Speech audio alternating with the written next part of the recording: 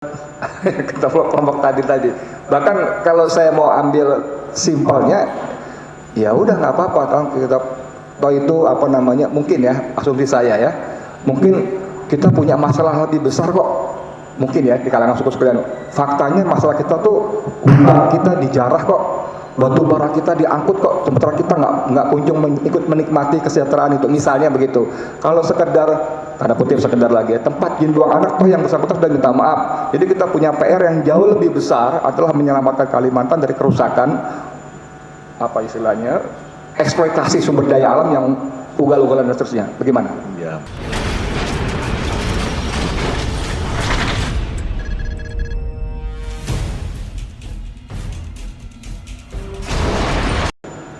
Secara saksi, maaf, ahli, saya dari awal terkagum-kagum, walaupun sudah senior, sopan betul, masya Allah, mungkin ciri khas orang Jogja khususnya ya. Terima kasih, saudara ahli. Di awal paparan saudara ahli tadi, kita bolak-balik soal aksi reaksi ya. Nah, tadi saya tangkap ketika ada aksi, lalu saudara ahli menyebut ujaran kebencian. Nah, kan ada reaksi bla bla bla bla bla. Yang saya mau tanya dengan keahlian saudara ahli, tadi kan disebut selain transkrip juga nonton kan. Nah, ujaran kebencian itu bagaimana itu bisa timbul kesimpulan mendapatkan ujaran kebencian? Saya tidak menyimpulkan itu ujaran kebencian, iya. Tetapi memang bahasa yang disampaikan itu kepada saya seperti itu. Yang saya lihat adalah reaksi mereka terhadap aksi yang disampaikan itu. Nah, dalam kajian hukum saya tidak sampai menjangkau kata-kata itu, tetapi terjadinya reaksi sedemikian rupa, ya.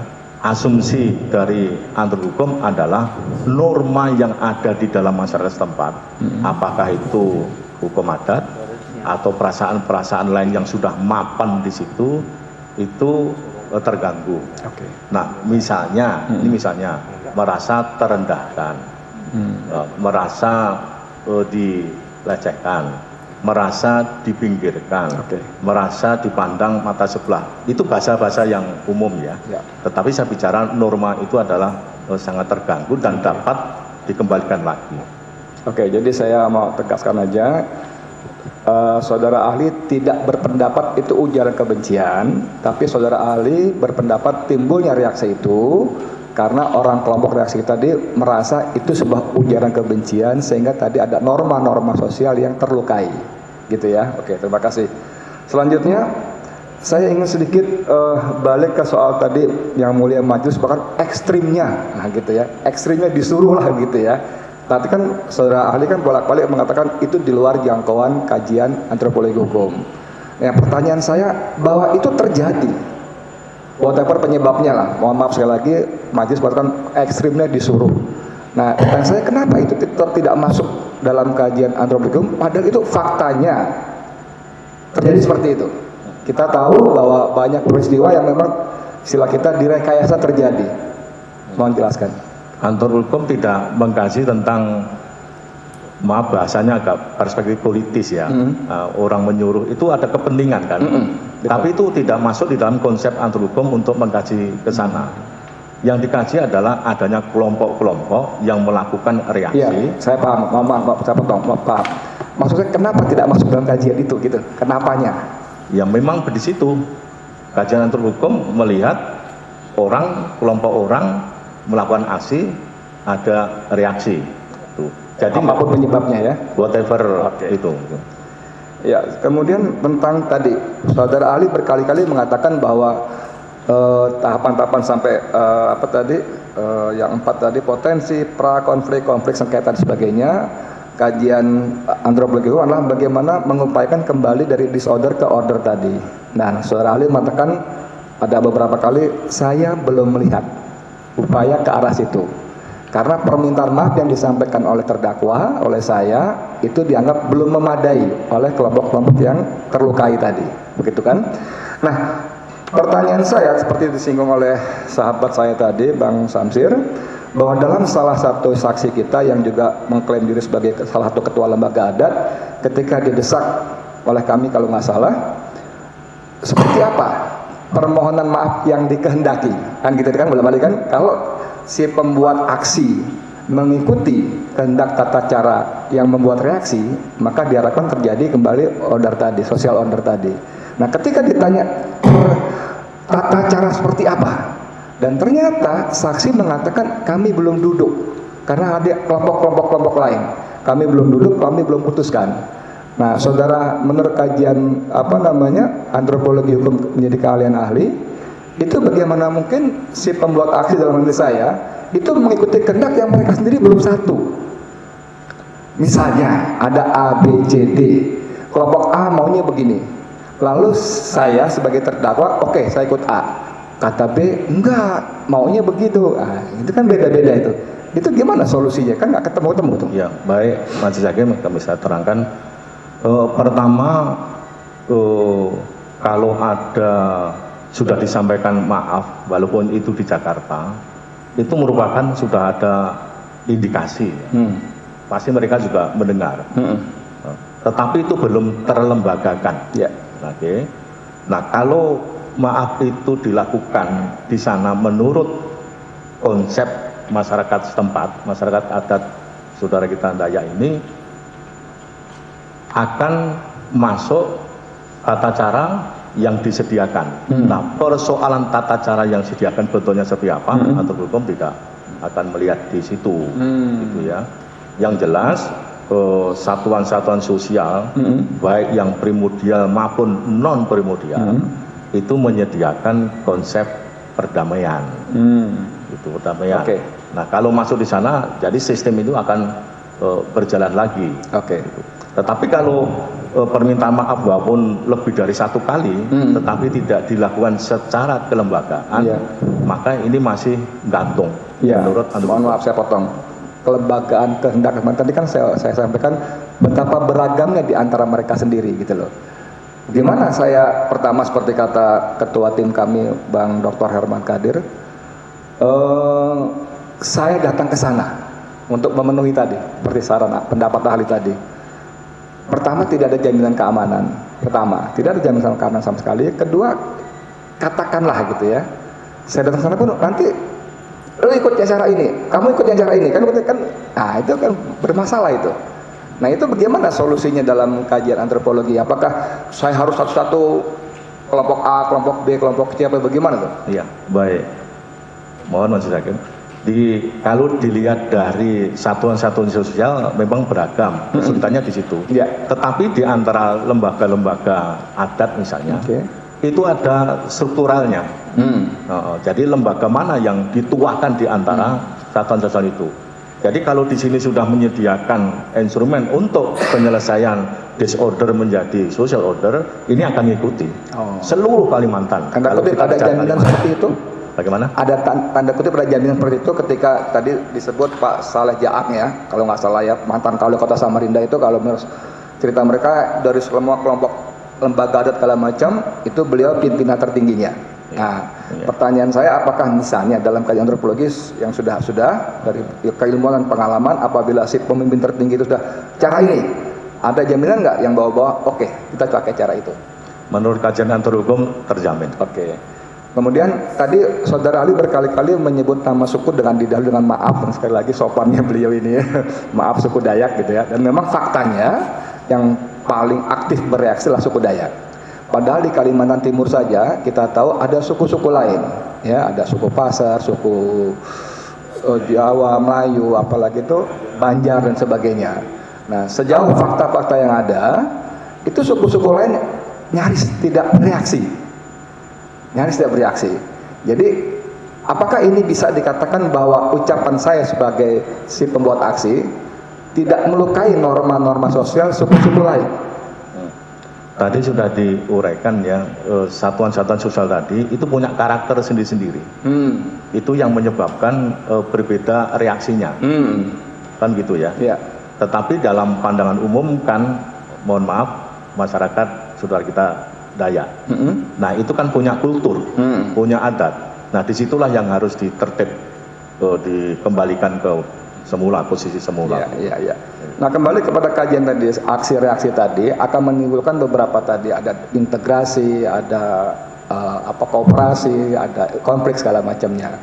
Nah, kalau pada bentuk-bentuk reaksi tadi ada 4 macam tadi kalau nggak salah, tadi kita fokus pada konflik saja. Berarti ketiga yang tadi itu menyebutnya bagaimana? Bahwa ternyata aksi saya tidak menimbulkan reaksi konflik ke kelompok tadi. Bahkan kalau saya mau ambil simpelnya, ya udah nggak apa-apa, kita itu mungkin ya asumsi saya ya, mungkin kita punya masalah lebih besar kok, mungkin ya di kalangan suku sekalian. Faktanya masalah kita tuh hutan kita dijarah kok, batu bara kita diangkut kok, sementara kita nggak kunjung ikut menikmati kesejahteraan itu, misalnya begitu. Kalau sekedar tanda kutip sekedar lagi ya, tempat jinduang anak toh yang bersangkutan sudah minta maaf. Jadi kita punya PR yang jauh lebih besar adalah menyelamatkan Kalimantan dari kerusakan eksploitasi sumber daya alam yang ugal-ugalan dan seterusnya. Bagaimana? Ya, ini kan persoalan norma ya, norma gitu.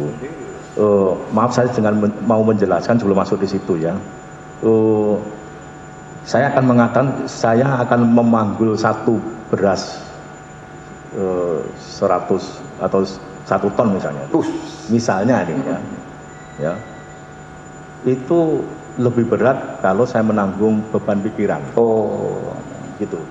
Jadi dalam konteks seperti itu, walaupun maaf nih tanah diambil itu kan physically, tetapi kalau itu kan physically material, tapi sifatnya immaterial itu akan lebih tajam daripada materialnya.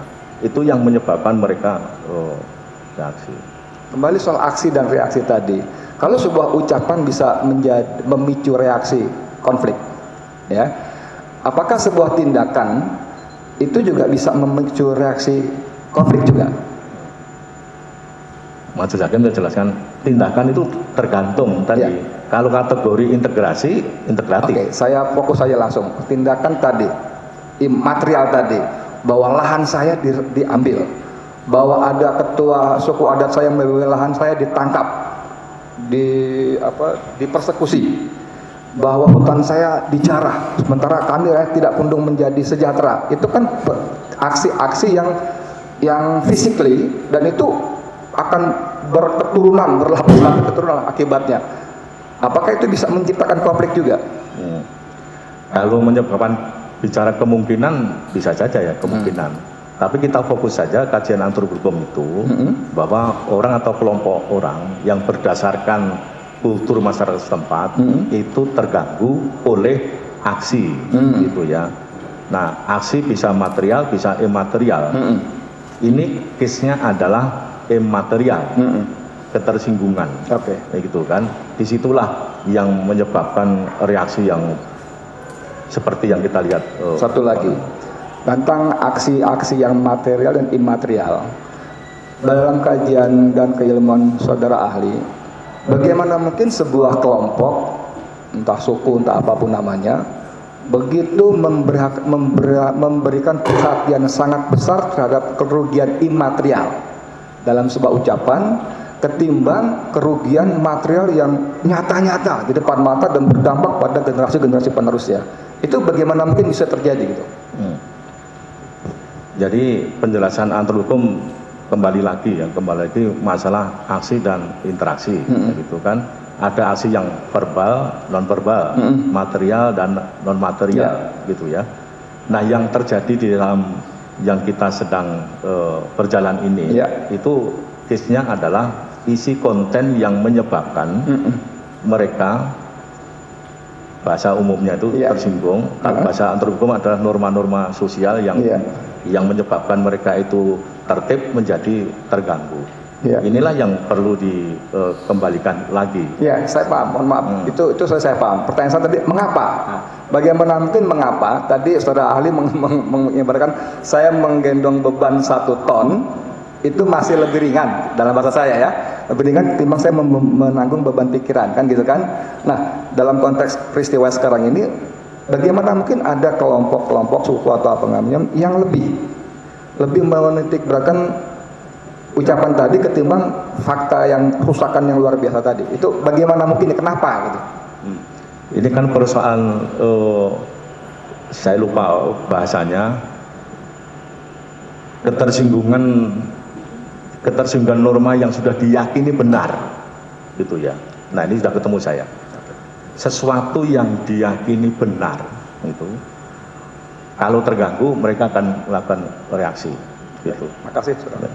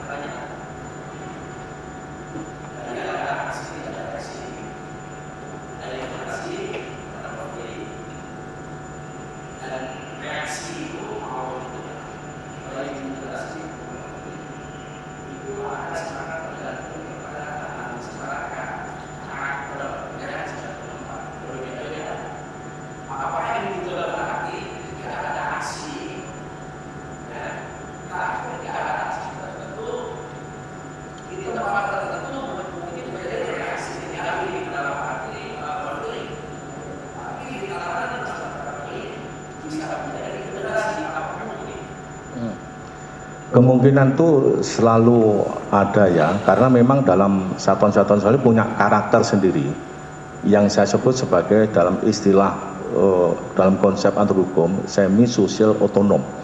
Itu masyarakat punya otonom di dalam sosialnya itu, sehingga aksi verbal, non verbal, material, imaterial ini ya, apapun kontennya itu tergantung dari apa yang diyakini benar oleh masyarakat setempat. Kalau itu diyakini tidak benar, misalnya tidak sesuai fakta, maka mereka akan terganggu. Nah, di dalam kajian atur hukum meyakini benar bahwa pesan penelitian masyarakat semi otonom tadi itu memiliki instrumen untuk memulihkan kembali. Nah, sehingga yang diperlukan adalah proses ini. Saya sebagai antar hukum belum melihat ini terpenuhi atau dilakukan. Yang terjadi adalah indikasi minta maaf. Tapi proses minta maaf itu harus kultural masuk di sini. Saya yakin antar hukum akan bisa menjelaskan demikian.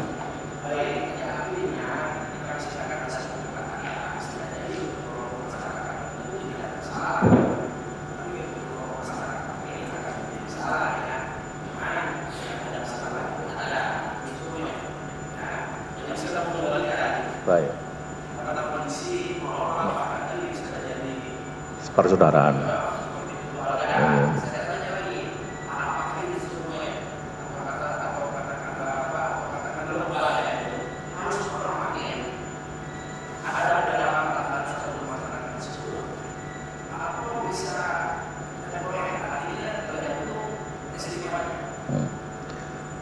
Kalau secara kelembagaan itu sudah ada, itu di mana kelompok-kelompok sosial sebagai ciri masyarakat Indonesia itu ada. Tetapi yang berbeda-beda kan kontennya. Apakah ini bisa ditolerir atau tidak ditolerir itu tergantung karakter masyarakat setempat yang memiliki keyakinan ini sebagai yang benar. Kalau terganggu mereka akan melakukan reaksi. Nah, bentuknya macam-macam.